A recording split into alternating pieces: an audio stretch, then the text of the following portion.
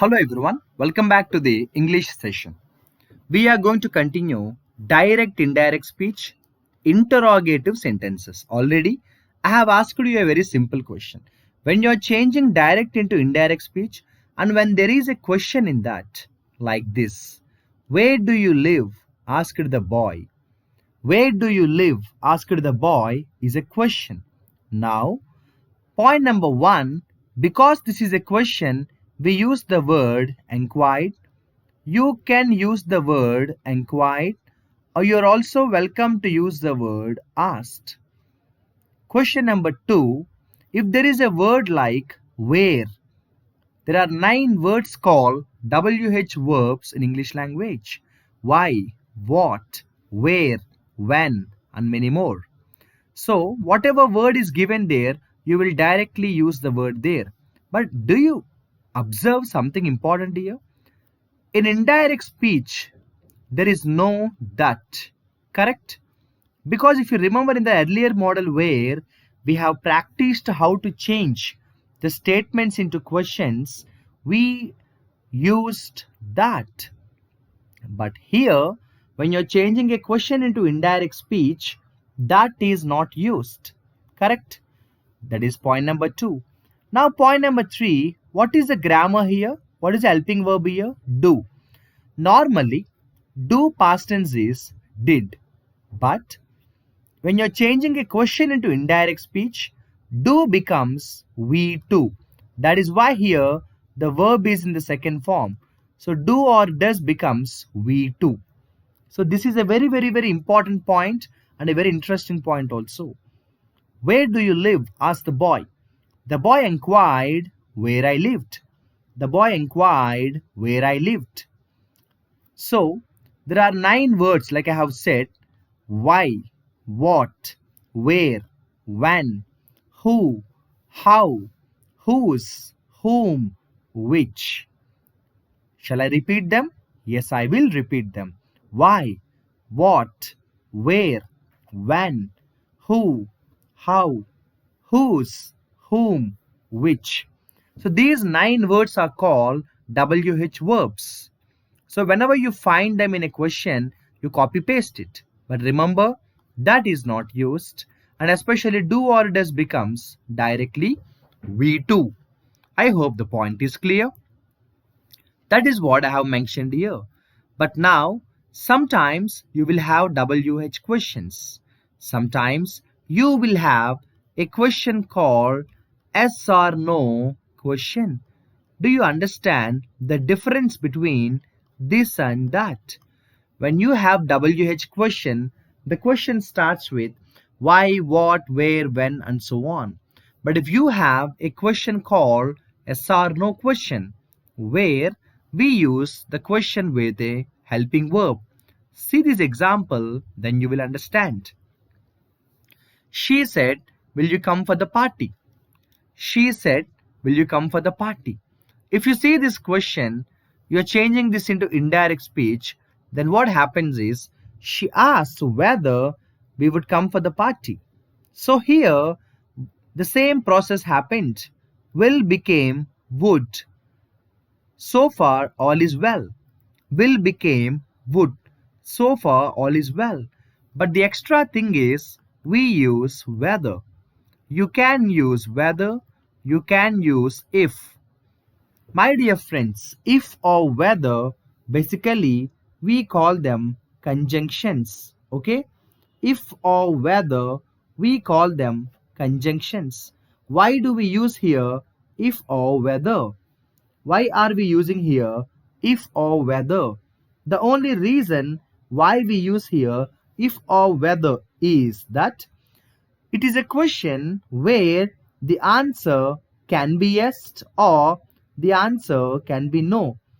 The answer can be yes or the answer can be no. That is the reason why we are not sure of the answer. So we use if or whether. That is why the model is also called yes or no model. Okay? Now see this question. Will you come for the party? She asked whether we would come for the party. Now I know some of you are thinking and asking a question like this. Sir, When we use whether at the end of the sentence, do we have to say or not? Yes, you can say or not, but remember, or not is not mandatory. Okay? That is a reason why when you're asking a question in direct speech and you're changing that into indirect speech, said or said to becomes inquired, asked, or demanded. Okay? Here I go with some very important and interesting examples for you kind friends. When you are changing direct into indirect speech, imagine there is a question like this. He said to me, "What are you wearing?" He said to me, "What are you wearing?" First of all, when you see this question, it is very clear that it's a question. Now, said to becomes asked. Said to becomes asked. This is point number one. Now, point number two, like I have said earlier, whenever you have a WH question, it remains to be a WH question. Like why, what, where, when, and so on. A WH question remains to be a WH question. Why, what, where, when, and so on.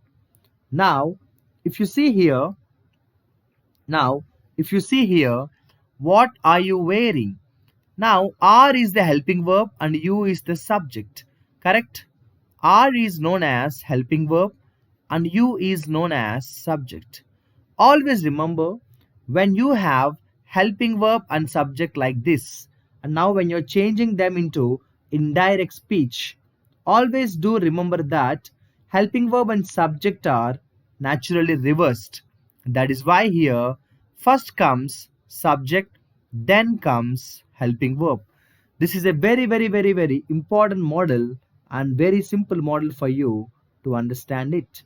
I repeat, when you're changing a question into indirect speech, when you're changing a question into indirect speech, helping verb subject becomes reverse order.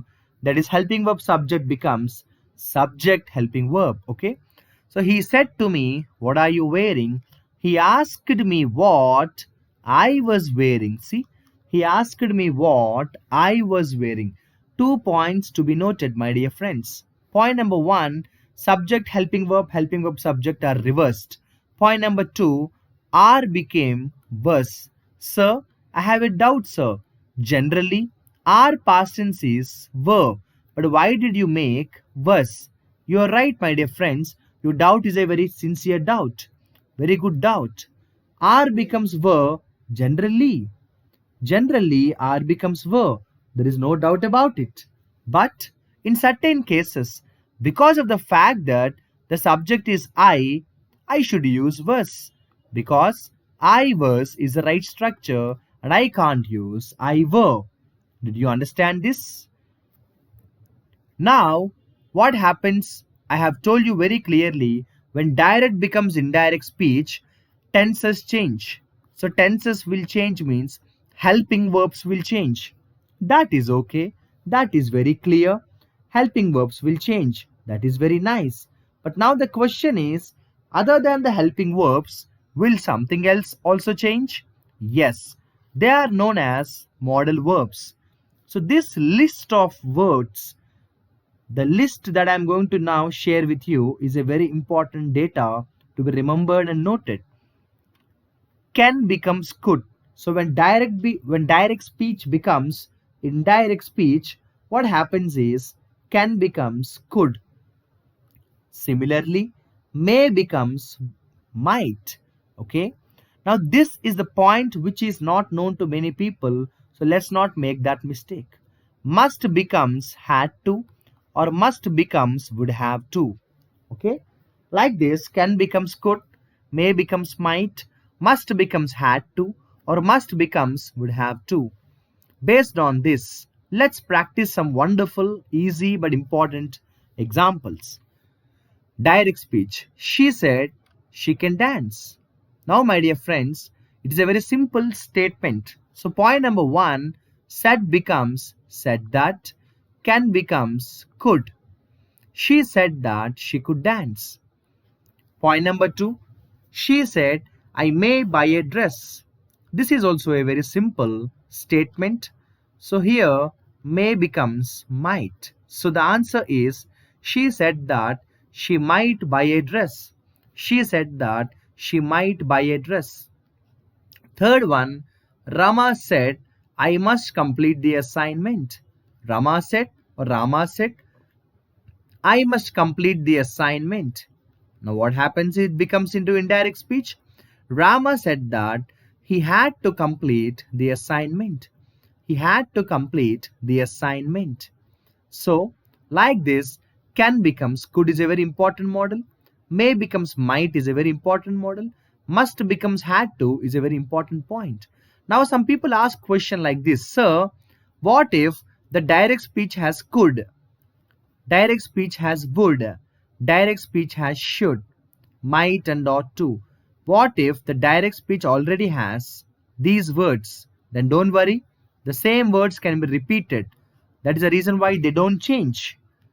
For you to understand this better, this is the example. She said, I should clean the house.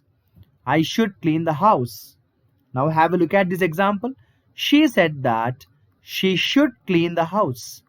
Here, should remained should only. There is no difference. Should did not change, correct? Like this, there are a lot of rules that we need to understand and practice perfectly. Like I have said, generally when direct speech becomes indirect speech, very important change and a very fundamental change is the change in the pronouns. At any cost, the change in pronouns is important. That's the reason why always remember, when the direct speech is in first person, it changes as per the subject, who is the speaker and who is the listener. Who is the speaker in direct speech? Who is the speaker in indirect speech? Sometimes in both direct and indirect speech, the same person is talking. But sometimes direct speech is a conversation between A and B, but indirect speech is a conversation between C and D. That is the difference. I hope the point is clear. Now see this example. He said, I'm in 12th class, or I'm in class 12. He said, I'm in class 12. Now what happens is indirect speech. He said that he was in class 12. This is said only. You understand? So like this, you have done your work. You have done your work. Here, have became have only. Why this change? Because the given sentence is already in present tense. See this example? She says to them, you have done your work. This is what we call reporting verb. When we use reporting verb is in present simple or future simple. In such cases, we don't change the tenses. That is the reason why she says to them, you have done your work. She tells them that they have done their work. She tells them that they have done their work. Do you notice this point, my dear friends?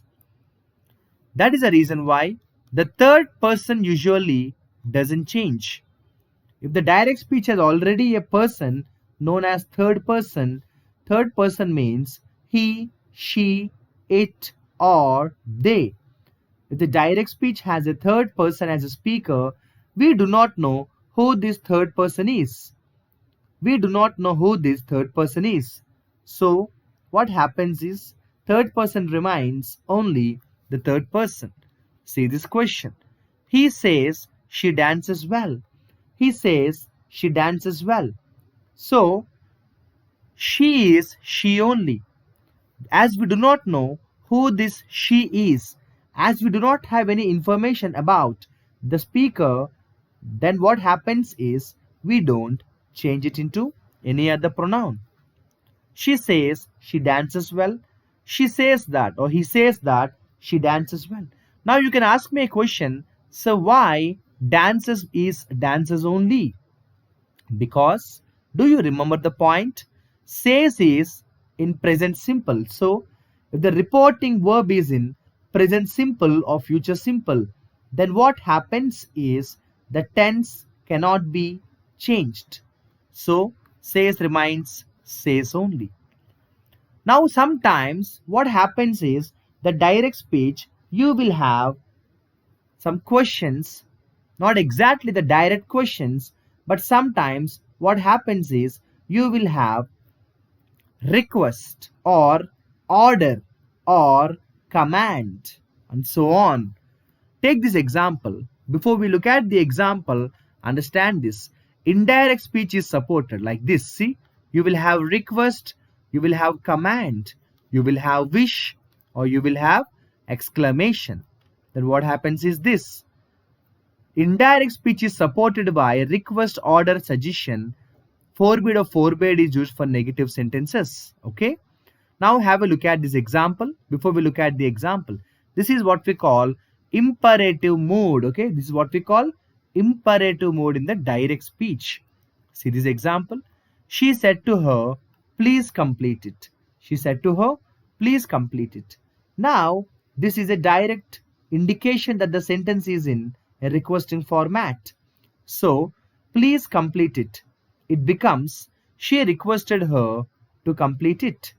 She requested her to complete it. If you understand the simple logic here, it is a request. Actually, when direct speech becomes indirect, normally the tenses will change. But in this particular example, the tenses did not change. Complete remained like complete because we add a preposition to. Normally, when we add the preposition to, the tenses cannot be changed. Did you understand the logic here, my dear friends? So, she said to her, please complete it. She requested her to complete it. Okay? She requested her to complete it. That's the beautiful change here. Now, I will give you one more example. Hamid said to Ramit, sit down. See, Hamid said to Ramit, sit down. Now the answer is Hamid ordered Ramit to sit down. Here also, we simply use the preposition to, but we did not make any changes in the tense. So, Hamid ordered Ramit to sit down. In this second example, we used our ordered just because of the fact that there is no indication that it is a request. Usually, please comes when there is a clear indication that it's a request. Now, when we started direct indirect speech in our earlier session, we started with sentences. We have discussed a lot of small sentences, how they will be changed from direct to indirect. Then we also got to practice some beautiful questions, WH questions, yes or no questions. And just a while ago, we also got to practice something very much interesting and important, that was imperative sentences, where we practiced request, order, command. But now it's time to also look at exclamatory model. We all know what exclamatory is about. Yes, we use some interjunctions like this. She said, alas, I am undone. Now here, this expression called alas is a very clear exclamatory mark. Now, whenever you have this exclamatory mark, we say exclaimed. Now, I am undone is a negative expression. Generally, we can understand that it can be a sad expression. That's all. So we say, she exclaimed sadly that she was undone. She exclaimed sadly that she was undone. Everything else is the same thing. In the direct speech here, am is used. So in indirect speech, I use the expression was because am becomes was. Every other thing is the same thing that we have discussed in the remaining earlier models. Now, yes, this is a simple point but important as well. Sometimes we use punctuations. Generally, quotes denote direct speech. That's why we say, she said, I'm the best. So, whatever is mentioned in the quotations is what we call direct speech. Generally, full stop, comma, exclamation or question mark are placed inside the inverted commas. Like this, for example, they asked, can we sing with you? So, Quotations denote the direct speech. That's what I have mentioned here once again. If direct speech comes after the information about who is speaking, a comma is used to introduce the speech, placed before the first inverted comma. Direct speech example C. He shouted, "Shut up." Now, this expression which is located inside the quotations is called direct speech. It is not compulsory that every time direct speech starts like it starts with a subject, then the direct speech example. No, this is not compulsory. Sometimes what can happen is something else can also happen. That is, the direct speech can happen like the direct speech which comes in the quotation can come first, the direct speech can come in the quotations first, followed by the subject next, followed by the subject next, and then it can again be re-continued. So generally this model may be difficult for some people to immediately understand what is being mentioned here. So it started with direct speech and then suddenly the subject came in between and the direct speech is re-continued. You understand? So what happens is some people who look at this model immediately may not understand what exactly this is. So thinking back, he said she didn't expect to win. You understand? Thinking back, he said she didn't expect to win, which is both the things are very closely mentioned. Okay, which is both the things are very closely mentioned here. Thinking back, he said she didn't expect to win. So sometimes in such cases where the direct speech is broken into two parts, we break that using small commas. That is what mentioned here. Comma is used to separate two direct speeches and no capital letter to begin the second sentence, because we are not using here capital letter because we are not actually starting any statement. The same statement is actually continued, just the subject or the speaker came in the middle of the two statements. Other than that, everything else is same. So, if you remember, in our earlier session, I have promised you that I would definitely share very important changes in some words that would become direct to indirect, like this. Now becomes then. Here becomes there. Ago becomes before. Thus becomes so. Today becomes that day. Tomorrow becomes the next day. This becomes that. Yesterday becomes the day before. These become those. Hither becomes thither. Come becomes go. Hence becomes thence. Next week or next month becomes the following week or the following month. So that is what here I have mentioned. In direct speech, some words will be changed into different words when direct becomes indirect speech. Those changes are extremely crucial. Those changes are extremely important for your kind understanding and better memory. I am going to repeat them once more.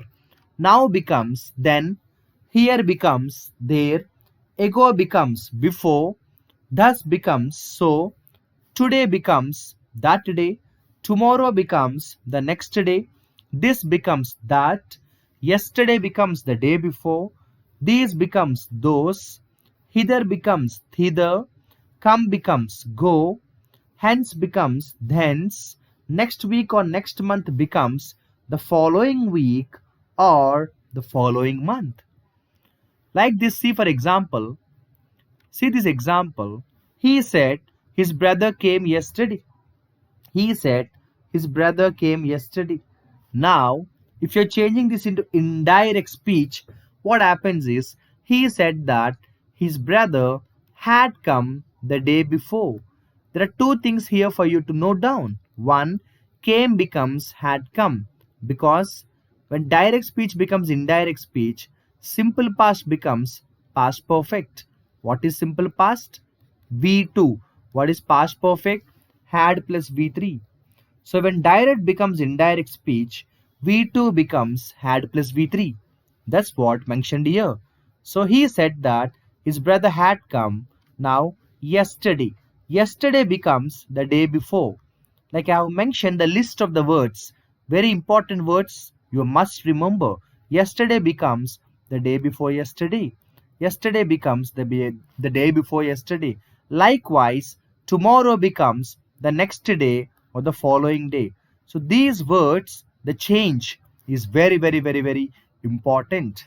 This is direct, indirect speech.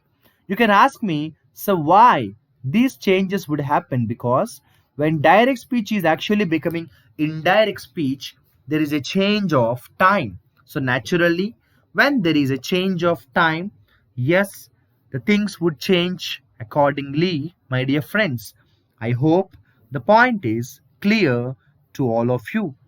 So, in this session, we have successfully, very clearly discussed the very, very, very, very most important 9 rules of direct, indirect speech.